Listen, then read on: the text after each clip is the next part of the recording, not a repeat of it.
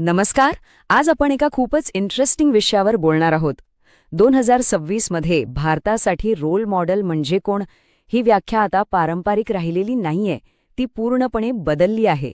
चला तर शोध घेऊया या नव्या विचार प्रवाहाचा. पण एक मिनिट थांबा. रोल मॉडेल म्हणजे नक्की काय? फक्त प्रसिद्धी किंवा खूप यश? नाही ना. खरं तर हाच प्रश्न आजच्या आपल्या चर्चेचा मूळ गाभा आहे. आणि याच प्रश्नाचं उत्तर 2026 मध्ये खूप बदललंय. आता गोष्ट फक्त स्टारडम किंवा ग्लॅमरची नाहीये.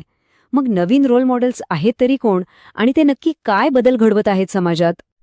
आज आपण काय काय बघणार आहोत, तर सर्वात आधी नवीन भारतीय रोल मॉडेल म्हणजे कोण. मग बघूया टेक्नॉलॉजीमधले आर्किटेक्ट्स. त्यानंतर पडद्याआड राहून काम करणारे खरे हिरो. मग शाश्वत संपत्ती निर्माण करणारे लोक.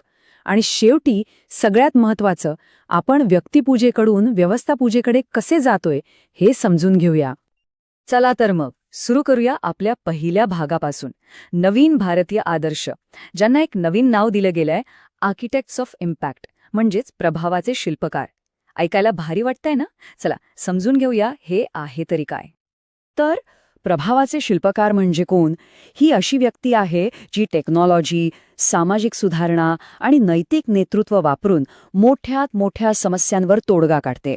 म्हणजे बघा, इथे फक्त यश मिळवणं महत्वाचं नाही, तर खरा पॉझिटिव्ह बदल घडवणं महत्वाचं आहे. आता वळूया दुसऱ्या भागाकडे, टेक्नॉलॉजीचे शिल्पकार. हे असे लोक आहेत जे भारतासाठी एक सर्वसमावेशक डिजिटल भविष्य घडवत आहेत. आणि खरं सांगायचं तर भारताला AI इनोव्हेशनचा हब बनवण्यात यांचा खूप मोठा वाटा आहे. यामध्ये काही खूप भारी नावं आहेत. एक आहेत सोहम गणात्रा. ते एजंटिक AI वर काम करतायत. म्हणजे काय? तर अशी AI जी स्वतः विचार करते आणि चुकांमधून शिकते. कमाल आहे. मग आहेत रितेश सिंग, जे प्रत्येक विद्यार्थ्यांसाठी एक पर्सनल AI ट्युटर बनवत आहेत, शिक्षणात समानता आणण्यासाठी. आणि तिसरे अक्षत प्रकाश, जे भाषेची अडचणच दूर करत आहेत AI ट्रान्सलेशनच्या मदतीने. अक्षत प्रकाश यांच्या CAM.AIचं उदाहरण तर अप्रतिम आहे. विचार करा, एक अशी सिस्टम जी 150 पेक्षा जास्त भाषांमध्ये मूळ भावना आणि बोलण्याचा टोन तसाच्या तसा ठेवून ट्रान्सलेशन करते. यामुळे खऱ्या अर्थाने ग्लोबल कम्युनिकेशन शक्य झालंय. बरं, आता टेक्नॉलॉजीच्या दुनियेतून बाहेर येऊया आणि अशा लोकांबद्दल बोलूया जे प्रसिद्धीपासून खूप दूर आहेत, पण समाजात खरा बदल घडवत आहेत. हे आहेत आपले खरे पडद्यामागचे नायक, ज्यांनी अनेक दशकं निस्वार्थपणे सेवा केलीय. यात आहेत अंके गौडा, ज्यांनी ज्ञानाला सगळ्यांपर्यंत पोचवलं. डॉक्टर अर्मिदा फर्नांडिस, ज्यांनी आरोग्य सेवेत एक क्रांतीच आणली. आणि नीरव साठे, जे सातत्याने समाजासाठी काम करत आहेत. अंके गौडा यांची गोष्ट तर ऐकूनच अंगावर काटा येतो. एक माजी बस कंडक्टर, ज्यांनी पुस्तकमानी नावाचं जगातलं सर्वात मोठं मोफत ग्रंथालय सुरू केलं. ह्याला म्हणतात ज्ञानाची ताकद. तसंच डॉक्टर अर्मिदा फर्नांडिस यांचं काम बघा. त्यांनी नवजात बालकांच्या आरोग्यासाठी खूप मोठं काम केलं आणि भारतातली पहिली ह्युमन मिल्क बँक सुरू केली. ही फक्त एक उपलब्धी नाहीये, ही एक अशी व्यवस्था आहे जी आज लाखो मुलांचे जीव वाचवतीये. चला आता पुढचा थांबा घेऊया उद्योजकांच्या जगात. पण थांबा, हे ती नेहमीचे उद्योजक नाहीत. हे असे लोक आहेत ज्यांच्यासाठी यश म्हणजे फक्त पैसा नाही. हे आहेत शाश्वत संपत्तीचे निर्माते. यांच्यासाठी नैतिक मूल्य सगळ्यात महत्वाची आहेत. यामध्ये आहेत निखिल कामत, जे गुंतवणुकीला सर्वसामान्यांपर्यंत पोचवत आहेत. गझल अलघ, ज्या विषमुक्त उत्पादनं बनवून एक नैतिक व्यवसायाचा आदर्श घालून देत आहेत.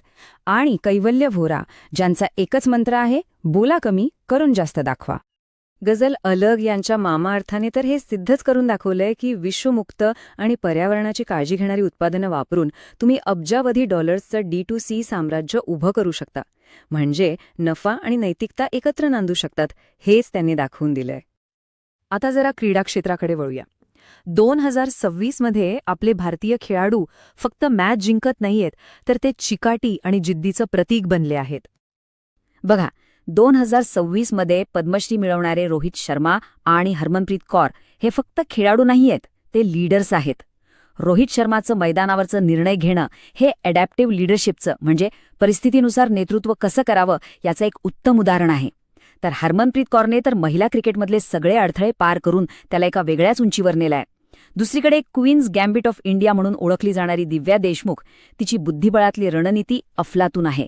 आणि पॅरा खेळाडू प्रवीण कुमार यांनी तर दाखवून दिलंय की कोणतीही शारीरिक अडचण तुम्हाला शिखर गाठण्यापासून रोखू शकत नाही. बरं, आता ही सगळी उदाहरणे एकत्र आणूया आणि एक मोठं चित्र बघण्याचे प्रयत्न करूया. हा जो बदल आहे ना, व्यक्तिपूजेकडून व्यवस्थापूजेकडे होणारा, तोच या सगळ्या विश्लेषणाचा केंद्रबिंदू आहे. आणि हा बदल समजून घेण्यासाठी आपल्याकडे एक फ्रेमवर्क आहे, रोल मॉडेल मॅच्युरिटी मॅट्रिक्स. हे एक असं मॉडेल आहे जे आजच्या आदर्श व्यक्तींना 4 महत्वाच्या स्तंभांवर तोलतं. हे 4 स्तंभ कोणते आहेत? अगदी सोपे आहेत. पहिला, क्षमता, म्हणजे अक्षत प्रकाश यांच्यासारखं जबरदस्त टेक्निकल स्किल. दुसरा, चारित्र्य, म्हणजे अंके गौडा यांच्यासारखा प्रामाणिकपणा आणि नम्रता. तिसरा, व्याप्ती, म्हणजे डॉक्टर फर्नांडस यांच्या मिल्क बँकेसारखी लाखो लोकांवर प्रभाव पाडण्याची ताकद. आणि चौथा, सगळ्यात महत्वाचा, शाश्वतता, म्हणजे गझल अलग यांच्या मामा अर्थसारखी वाळ जी भविष्याला धक्का पोचवत नाही. म्हणूनच 2026 मधला हा जो बदल आहे तो व्यक्तिपूजेकडून व्यवस्थापूजेकडे होणारा एक मोठा प्रवास आहे. हाच या सगळ्या चर्चेचा आत्मा आहे. याचा सोपा अर्थ काय? तर आपण आता अशा लोकांना आदर्श मानतोय जे अशा सिस्टीम्स तयार करतायत ज्या त्यांच्या नसतानाही व्यवस्थित चालतील आणि वाढतील. कारण खरा वारसा व्यक्तीत नसतो, तर त्यांनी निर्माण केलेल्या व्यवस्थेत असतो.